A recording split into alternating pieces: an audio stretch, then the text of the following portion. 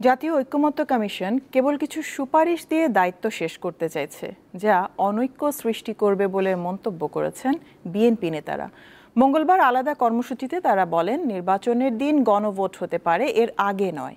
বিএনপির আশা, উপদেষ্টা পরিষদ ও সরকার গভীর আলোচনা করবে এবং সাংবিধানিক ভিত্তি রয়েছে এমন পদ্ধতি বেছে নেবে।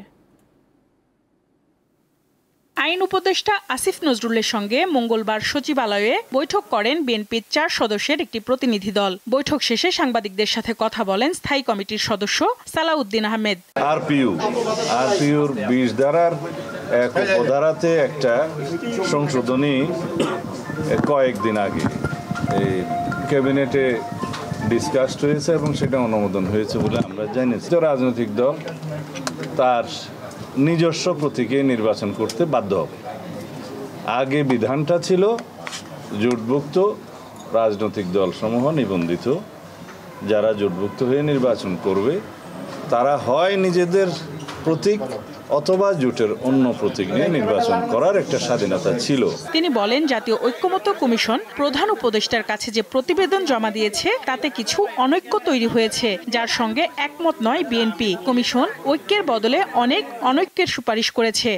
আমি এখানে আসলে নির্বাচন সংস্কার সংক্রান্ত কমিশনের সমালোচনা করতে চাই না, কারণ নির্বাচন সংশ্লিষ্ট যে সংস্কার কমিশন গঠিত হয়েছিল তারা এই বিষয়ে আমাদের সাথে কোনো আলোচনা করে নাই এবং সংস্কার কমিশনের জাতীয় ঐক্যমত্য কমিশনও এই বিষয়টি কোনো আলোচিত হয় নাই।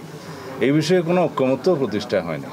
তো এই বিষয়ে হঠাৎ করে নির্বাচন সংস্কার কমিশন একটা বিষয় আরোপ করবে বা ইম্পোজ করবে, সেটা সঠিক হয়নি।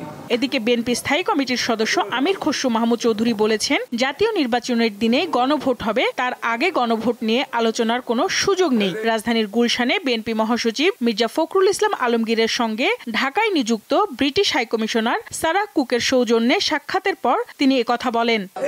এটা ওনাদের হতে পারে, এটার সাথে বিএনপি একমত নয়, এটা আমরা পরিষ্কারভাবে বলে দিয়েছি।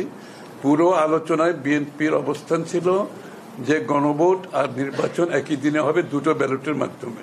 এটা দিনের আলোর মতো পরিষ্কার। নতুন করে এই সাবজেক্টকে সামনে আনার কোনো সুযোগ নাই। তিনি জানান, সারাহ কুকের সাথে আলোচনায় নির্বাচন কমিশনের প্রস্তুতি ও কর্মকাণ্ড, বিএনপির প্রস্তুতি এবং নিরপেক্ষ ও গ্রহণযোগ্য নির্বাচনের বিষয় গুরুত্ব পেয়েছে। আজকের প্রেক্ষাপটটা কি সেটা আলোচনায়। সঞ্জিদা প্লাবনী, দীপ্ত সংবাদ, ঢাকা।